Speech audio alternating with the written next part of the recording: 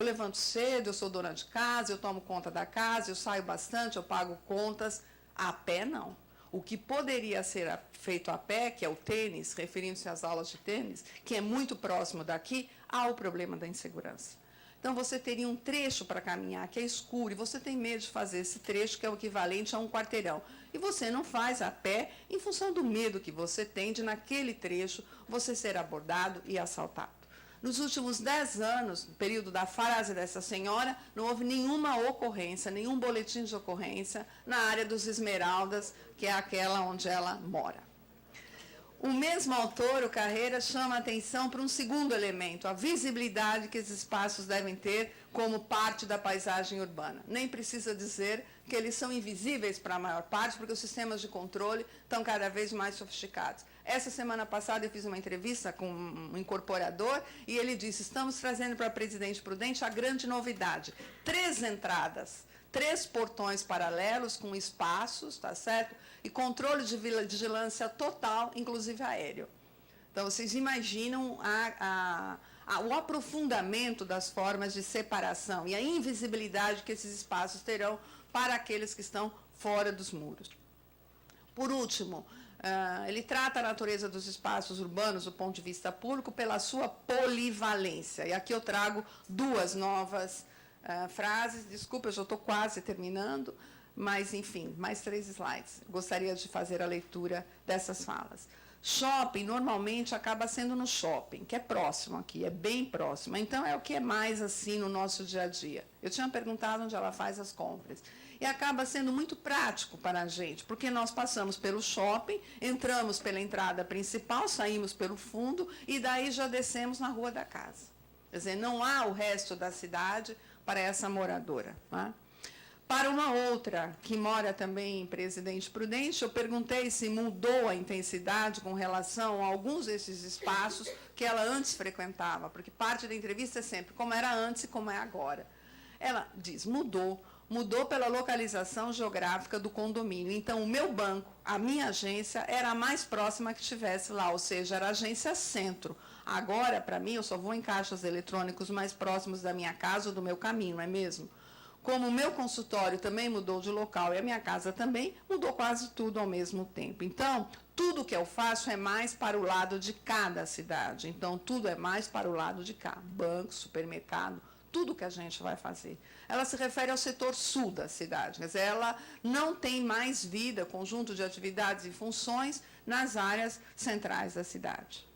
Para tentar agora sintetizar, portanto, esse último bloco, buscando destacar as particularidades do consumo do espaço e no espaço nas cidades médias, eu vou chamar a atenção de 5 pontos. Primeiro, há diferenças do grau de mobilidade definido pelo tipo de transporte, que eu já comentei, desculpa, nos slides anteriores, e que expressam o grau de acessibilidade dos cidadinos ao conjunto da cidade, que não se mede mais pela distância, mas pela relação entre distância e tempo, bem como pela qualidade das condições para fazer esse deslocamento. Gostaria de chamar a atenção para o fato de que, embora apareça com muita evidência na mídia, em todos os movimentos sociais, o problema dos transportes nas metrópoles, ele não é menor nas cidades médias. Evidentemente que talvez os ônibus não estejam tão lotados, mas a maior parte dos bairros só tem um ônibus a cada 30 minutos, o que significa que se deslocar por ônibus é muito difícil do ponto de vista do tempo necessário para tal, embora a distância não seja grande. Segundo, os espaços residenciais fechados nessas cidades são áreas de uso estritamente residencial, ao contrário do que a gente vê em outras cidades brasileiras, por exemplo, em que os grandes empreendimentos Alphaville combinam áreas residenciais com áreas comerciais e de serviço. Isso significa que o consumo de bens e serviços tem que se realizar fora dos muros. Mas, também, por outro lado, não significa que a cidade aberta esteja, de fato, sendo valorizada. Mas se altera completamente as relações centro-periferia. Eles vão de uma parte desse anel de expansão, que não é mais aquela periferia no sentido sociológico dela, tá? Para outros espaços de consumo que também não estão mais no centro da cidade. Há distinções entre as formas de produção urbana em cidades médias e em metrópoles. Claro, em função do tamanho da área urbana e do mercado. Mas um fator fundamental é o preço da terra, porque ela torna interessante e muitas vezes necessário que as iniciativas de áreas residenciais fechadas passem a incluir nas metrópoles esses espaços, como o exemplo que eu dei de Alphaville e Tamboré, mas nas cidades médias, as distâncias menores e as melhores condições de deslocamento, em função do trânsito, que é menos intenso, possibilita que haja uma integração via deslocamento espacial, que muitas vezes fica inviável no cotidiano urbano das metrópoles. As escolhas espaciais dos grandes... desculpa, eu vou voltar nesse ponto para dizer o seguinte, este é o fator principal que faz com que os segmentos de médio poder aquisitivo frequentem os mesmos espaços da elite aqui. Isso é bastante também diferente da metrópole. Basta, enfim, ser professor universitário para estar completamente incluído nesses espaços exclusivos da elite, o que não é possível com a renda, com essa mesma renda na metrópole. Ora, isso é uma cisão social e política de natureza muito diversa. Quarto, as escolhas espaciais dos grandes grupos econômicos, quer no que se refere à produção imobiliária, quer no que se refere aos espaços de consumo, acentuam a fragmentação. Num espaço metropolitano, um grupo como o Pão de Açúcar, como a Casas Bahia, vai buscar a multiplicidade de localizações e, de algum modo, vai atender mercados diferentes. Numa cidade como essa, vai fazer uma escolha, no máximo duas escolhas. Né? Nessas cidades que eu estou estudando, tem 2 Casas Bahia, um Carrefour, algumas, a maior parte delas nem tem Pão de Açúcar, mas, enfim, tem um Macro, tem um... E essa escolha vai dizer que esse passa a ser um ponto de consumo para todo mundo que mora nessa cidade e que mora também nas cidades pequenas. Último ponto, a formação dos bancos de terras nas cidades médias. Este é um fator muito importante, a meu ver. Todos sabemos que as Cirelas, as MRV da vida, etc., estão comprando, estão fazendo enormes bancos de terras. Há muitas pesquisas, inclusive na geografia, sendo feitas sobre esse tema, na geografia e na área de arquitetura e urbanismo. Mas o que há de particular nessas cidades é que esse banco de terras é justaposto. É uma gleba do lado da outra, gerando todo um setor de exclusividade e de aprofundamento da fragmentação. Esses grandes grupos, quando vão comprar terras em São Paulo, em Belo Horizonte, no Rio de Janeiro, eles têm que procurar entre o que é disponível, claro que eles olham a situação geográfica dessas terras e o potencial delas, mas, enfim, eles não conseguem fazer um banco contínuo. Banco contínuo, eu estou dizendo, é 10, 15, 20 hectares de terra, tudo na mão de uma mesma empresa, controlando tudo que vai ser implantado ali, gerando uma separação socioespacial muito mais profunda, com uma clivagem muito mais marcante. Para concluir, uma última frase, me parece que tudo isso que a gente viu, do ponto de vista das ações das empresas e das práticas espaciais que decorrem delas, negam aquilo que o Richard Sennedy nomeou como os bons usos da cidade, que eu trago aqui numa frase dele. As cidades organizadas segundo essas linhas não seriam simplesmente lugares onde seus habitantes encontrariam pessoas semelhantes. A necessidade crítica é que os homens tenham que se enfrentar com as dessemelhanças. O que faz falta para criar cidades onde a gente se veja obrigado a se enfrentar é uma reconstituição do poder público e não uma destruição dele. É justamente isso que nós, lamentavelmente, não temos ainda no Brasil. Muito obrigada pela atenção.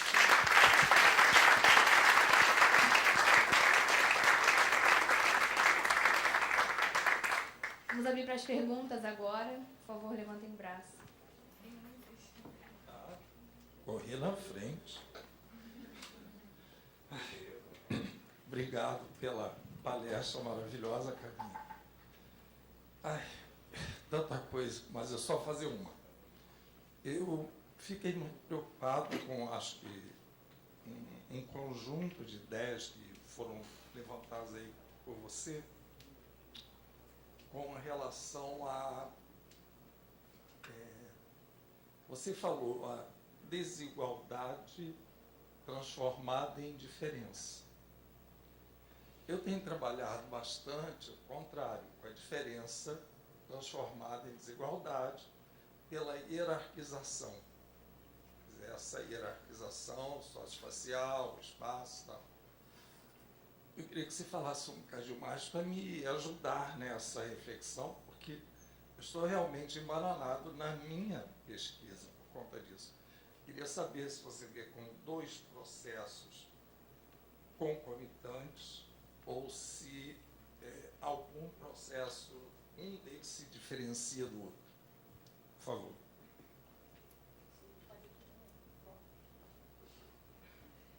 Carminha, obrigado aí pela sua conferência, pelas ideias que você colocou. Eu teria várias coisas para discutir, eu vou escolher aquilo que me chamou a atenção.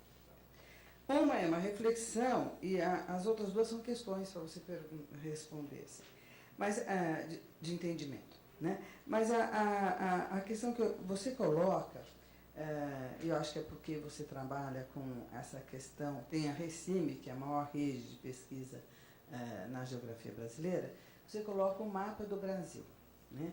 E mostra como que a ocupação territorial se deu de uma forma litorânea, com a multiplicação de cidades, mostra aquele centro bastante vazio e faz uma relação daquele centro com poucas cidades. Mato Grosso, você dá o exemplo de Mato Grosso.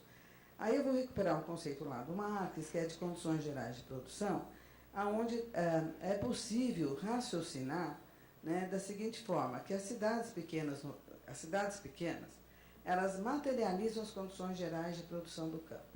Então, é muito claro que aquele campo que tinha uma população muito grande, precisava de um hospital, precisava de uma escola. Então, você vai ter, não funções urbanas, eu não vou pela ideia de funções urbanas, que eu acho que a gente precisa superar essa tradição da geografia. Mas você vai ter a escola, né, vai ter aquele pequeno comércio para atender uma população que está no campo. Vai ter uma casa que vende enxada, sementes, né, para o campo. Aí você vem falar do agrobusiness, tá certo?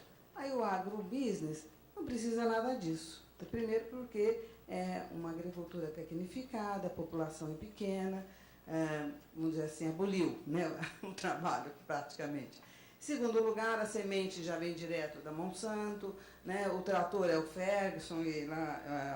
Então, eu acho que a cidade pequena deixou de materializar as condições gerais da produção capitalista no campo. Tá? E o que significa que e você, ao mesmo na sua fala, você fala que as cidades pequenas do estado de São Paulo não tem quase nada, quase nenhuma função, foi o que você dizer. Na verdade, é o seguinte, as cidades pequenas, elas são, no estado de São Paulo ou em Minas Gerais, com 600 cidades, elas são residuais. E as cidades pequenas em Mato Grosso, nessas áreas de expansão do agrobusiness, elas são dispensáveis.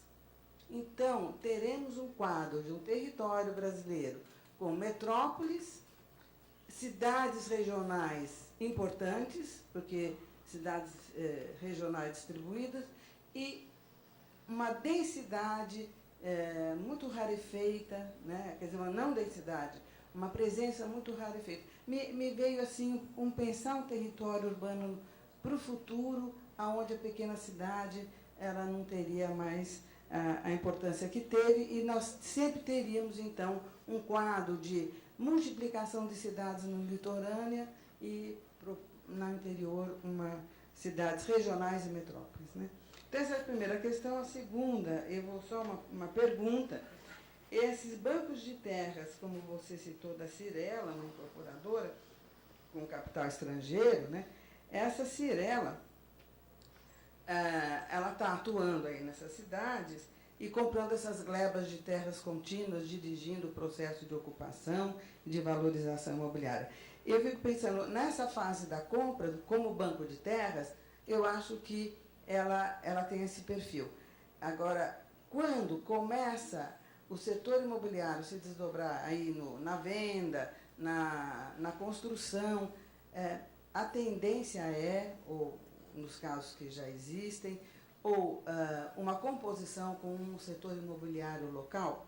Quer dizer, nesse primeiro momento, me parece que não, que é apenas a formação do banco de terras. No segundo, né, pelo conhecimento da clientela, das ações nesse território, poderia haver, nesse segundo momento, uma composição com capital aí local, né, ou regional, pelo menos regional.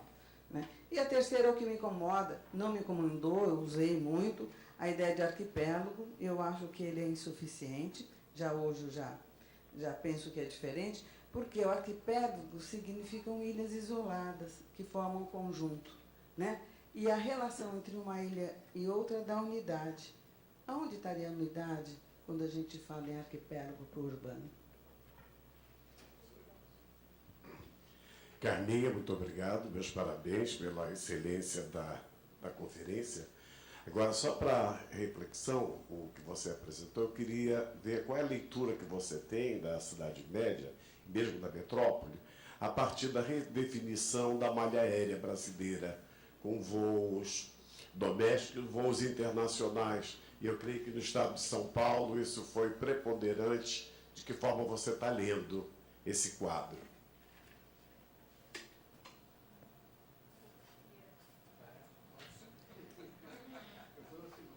Bom, muitas perguntas, né?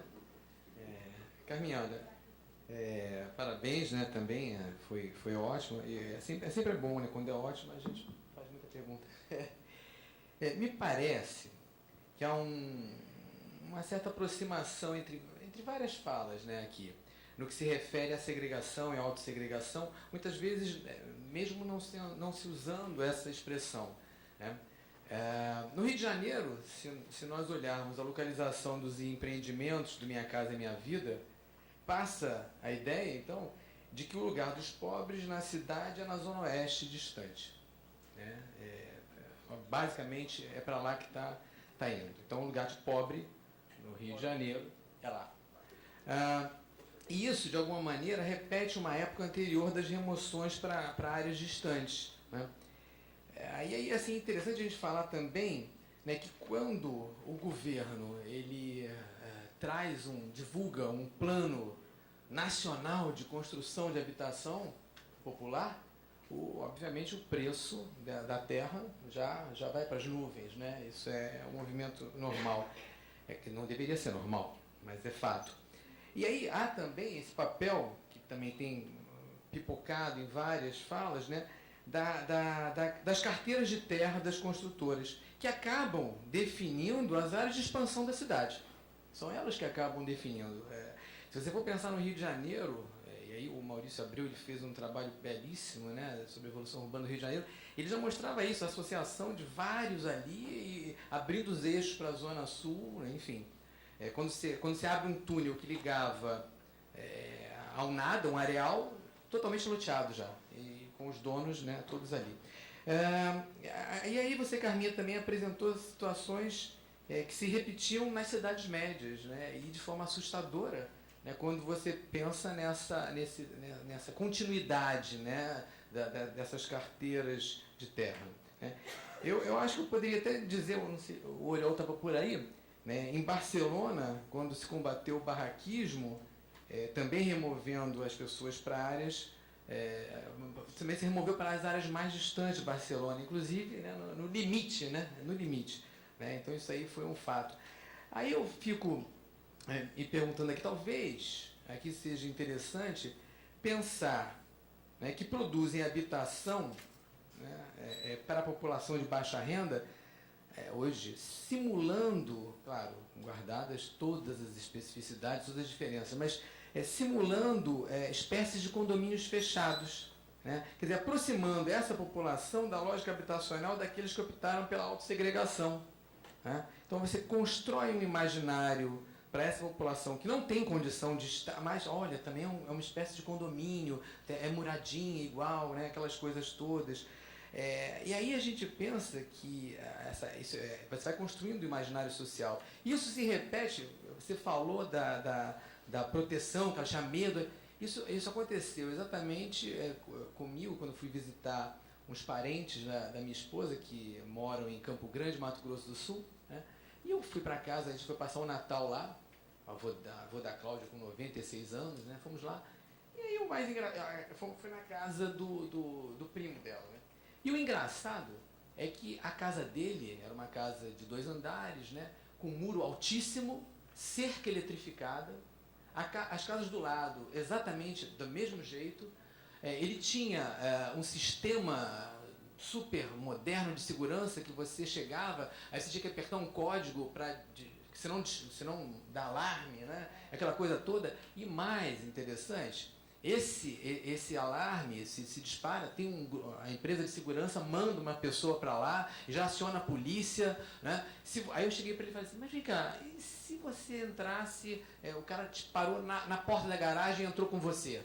Como é que você faz? Ele, não, mas aí eu aviso para o bandido que está me assaltando que eu tenho um sistema de alarme, que eu tenho que apertar o botão quando eu abrir a porta, porque senão vai disparar o alarme. E só que eu vou... Isso aí é o tal do segredo do pânico, né? Que ele diz que aperta um código que significa para a empresa de segurança que ele está entrando com alguém, né? Está sendo assaltado. E aí eles acionariam novamente a polícia. E eu disse, nossa, Júnior, que coisa, hein? Tem muito assalto aqui. Ele, não, aqui nunca aconteceu assalto na vizinhança. E é isso, né? De alguma maneira. Vou fazer só essa rodada com 5, depois mais 5 para...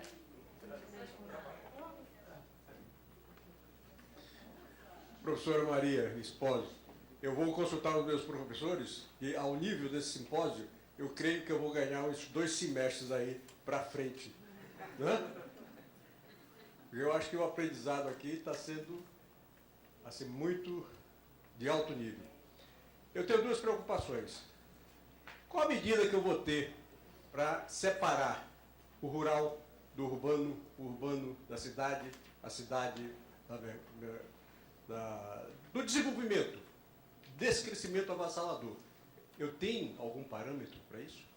E o segundo, por que não o Estado condicionar as construções de moradias de alto nível um paralelo aos serviçais que irão prestar serviço a esse alto nível? São essas 2 perguntas. Obrigado. Eu posso só colocar mais 2 perguntas que aí você engloba e depois pode? Muita pergunta. Não é uma pergunta, obrigado, Carminha.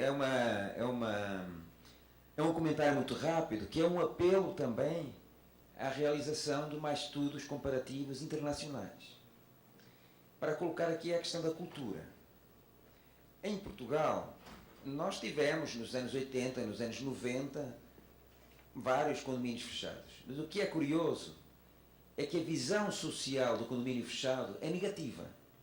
E nós associamos o condomínio fechado ao que nós chamamos, não sei se aqui utilizam a frase, os novos ricos.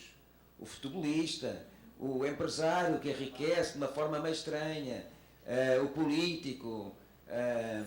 Então, sempre houve essa imagem, não há a pressão da insegurança como existe aqui, e há uma imagem um pouco negativa que, creio eu, é típica de uma sociedade conservadora e multi-hierárquica.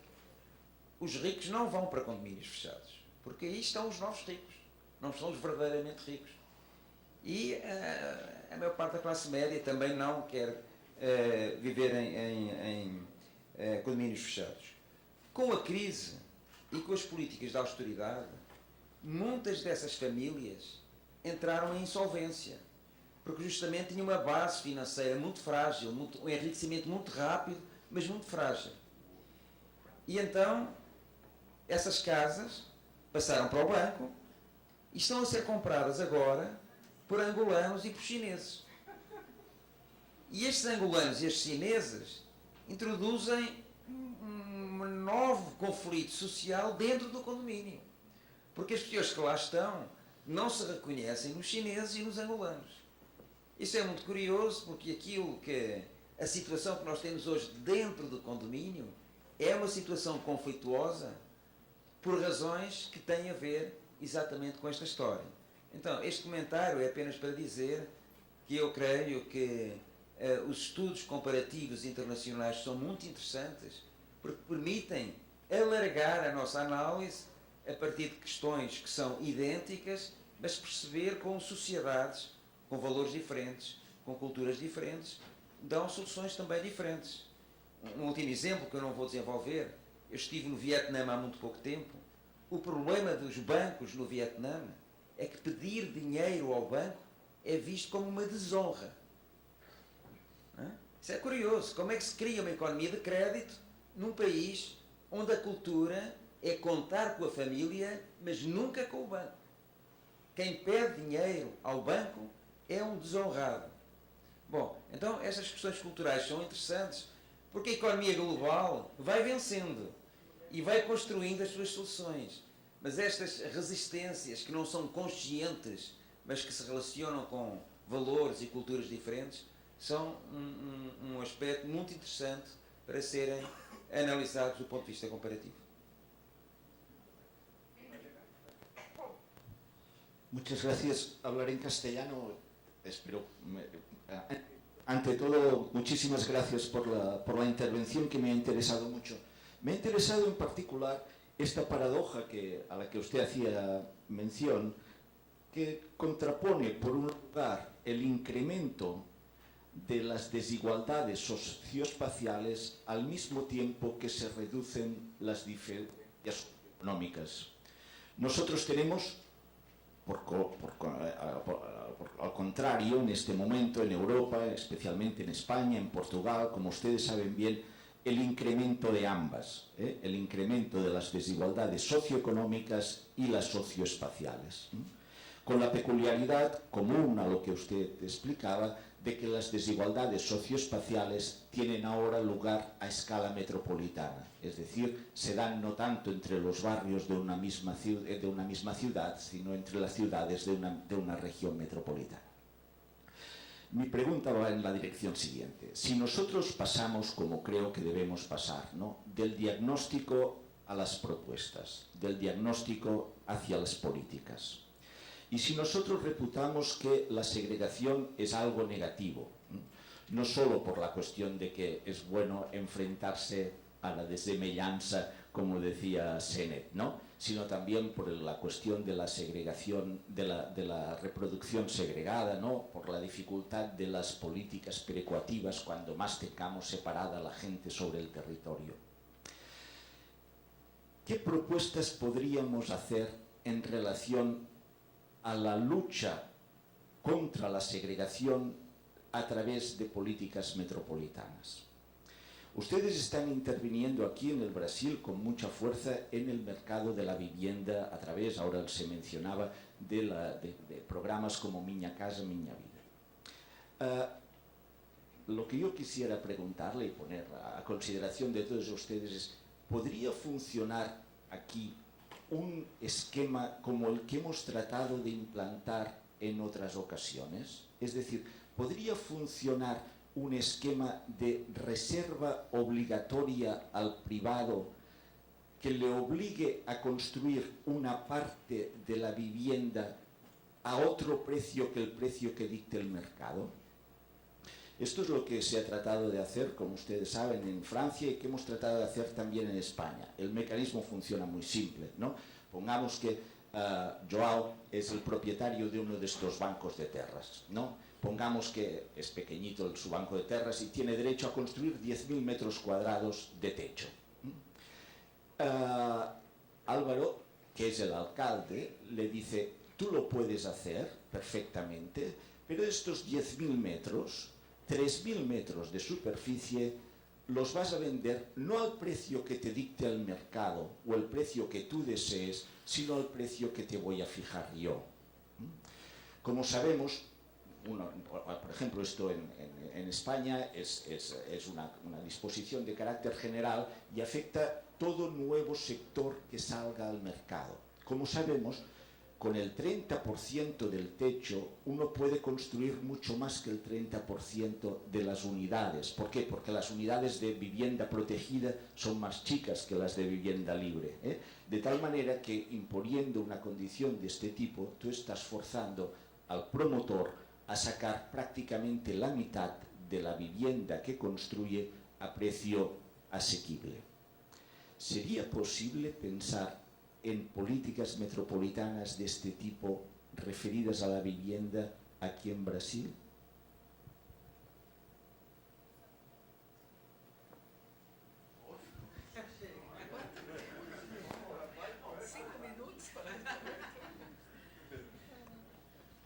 Bom, gente, muito obrigada pelas perguntas, e elas, primeiro, são interessantes, porque algumas colocam pontos sobre os quais eu não pensei, e outras permitem desenvolver aspectos pelos quais eu passei rapidamente, como eu mesma falei que poderia ocorrer, em função da minha escolha, né? Eu vou tentar responder, mas eu também me proponho depois, em outros ambientes, desenvolver um pouquinho mais. Vou pela ordem. Então, João, a primeira pessoa a tratar aqui na literatura brasileira, né, há autores nos Estados Unidos que já trataram do tema, mas aqui na literatura brasileira, sobre a relação entre desigualdade e diferença, a professora Nafani, num artigo publicado na revista Cidades. Aquele artigo, que eu acho que é de 2007 ou 2008, num número inteirinho da revista Cidades, que tem um texto do José da Silva, da Arlete, do Marcelo, enfim, vários textos, eu achei a ideia que ela trazia ali interessante, eu tentei depois continuar com essa ideia e acabou sendo publicado um artigo naquele livro Produção do Espaço Urbano da Contexto. Mas não é para fazer propaganda do artigo, mas talvez porque lá o fio condutor esteja melhor pormenorizado. Mas a ideia é o seguinte, de fato, é incontestável na longa duração que a cidade é o espaço das diferenças, e onde as diferenças se encontram. O que o capitalismo, principalmente o capitalismo do século XX, fez, ou por uma razão instrumental, por uma razão política, e as duas coisas combinadamente, é transformar a diferença em desigualdade. Porque cria uma série de indicadores, mensura, o que é importante para políticas de planejamento, mas não é suficiente para análise, porque a desigualdade pode encobrir a diferença.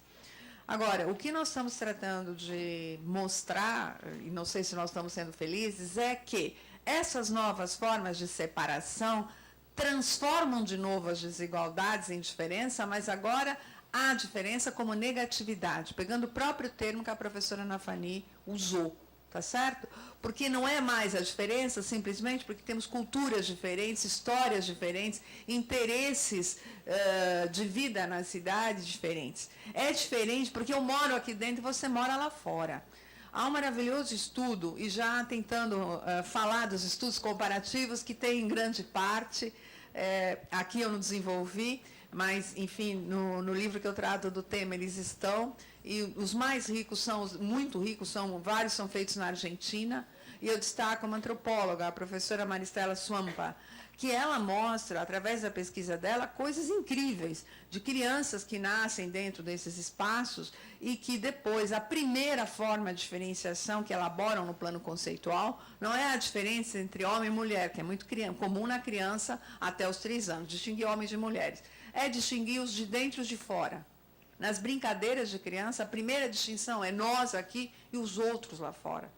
Então, veja, isso é diferença como negatividade, porque é uma diferença prenha de hierarquia urbana. Não é mais a desigualdade apenas naquele sentido. Aqui tem esgoto, ali não tem. Aqui tem mais alfabetizado. Que é importante, um mapa de inclusão e exclusão social, que é o típico para representar a desigualdade, ele é muito importante para a política pública. Mas ele é um instrumento metodológico de intervenção, ele não é um instrumento conceitual. Então, a gente, na conceituação, precisa trabalhar com a distinção, a meu ver, entre desigualdade e diferença, e fico contente que você se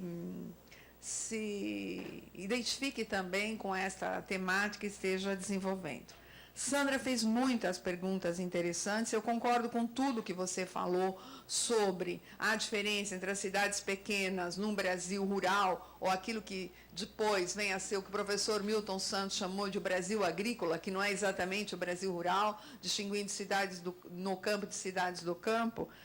E eu não quis dizer que não estão superando os equilíbrios com a ideia, com a idealização de que deveria haver uma distribuição perfeita da população e do fato urbano. Não é isso, mas eu quero chamar a atenção que se trata de uma nova forma de estruturação da rede urbana brasileira, do que eu já chamo de um sistema urbano, porque ele é muito complexo, é composto por mais de um tipo de rede urbana. Nós precisamos olhar para isso. Quer dizer, hoje, os estados onde menos aparecem cidades pequenas são também os estados onde a proporção dos 10% mais ricos são mais ricos do que São Paulo e Rio de Janeiro, que é Mato Grosso do Sul. Não sei se todos os senhores sabem que os 10% mais ricos do Brasil, não em número de pessoas, mas na faixa que isso compreende, estão no Mato Grosso do Sul. Tá? Quer dizer, as disparidades são maiores onde não há cidades pequenas e aonde essas formas de vida, né, estão sendo paulatinamente destruídas por essas novas formas de produção no campo de natureza extremamente avançada, não apenas do ponto de vista técnico, mas do ponto de vista capitalista mesmo, porque os agentes que estão envolvidos são de grandes escalas, né? Os bancos de terras, isso também teria dado uma palestra, mas acho que ela ficaria até melhor para o Everaldo, mas o tema me agrada muito. É por isso que é bom a pesquisa. Em cada uma das 6 cidades que essa pesquisa que está trabalhando com esse tema agora, que é só do Gaspar, ainda não é da Recime, está trabalhando, cada cidade está acontecendo de um modo diferente. É muito interessante. Em Londrina, tá, como a Gleba Palhano, que é a área de maior valorização na cidade, estava na mão já de incorporadores de capital local, as grandes entraram, como a MRV, só no programa Minha Casa Minha Vida. Houve uma divisão do mercado. Vocês ficam com a produção de alto padrão, tá, que são lojamentos fechados e condomínios verticais sofisticadíssimos, e nós ficamos com a produção popular em áreas diametralmente opostas. E as empresas que estão em Londrina não são mais empresas locais regionais, porque elas já estão com empreendimentos em várias cidades do estado de São Paulo e já estão entrando em espaços metropolitanos.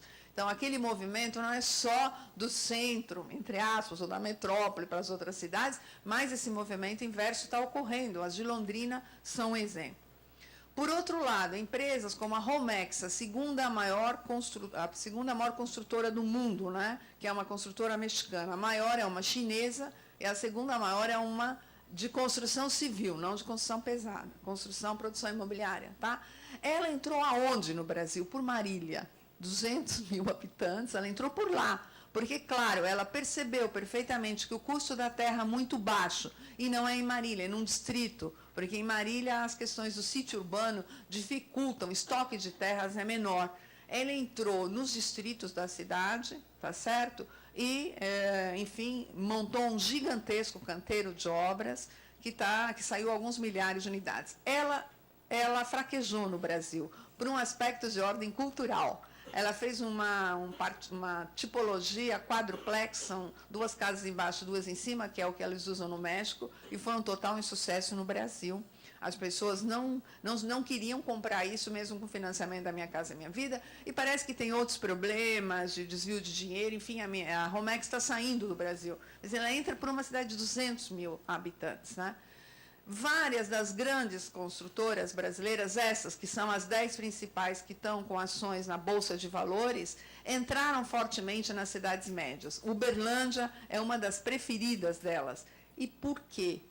Bom, elas são mais importantes, as cidades médias. Não é nada disso. Tem mais mercado? Não, nada disso. Mas é o preço da terra.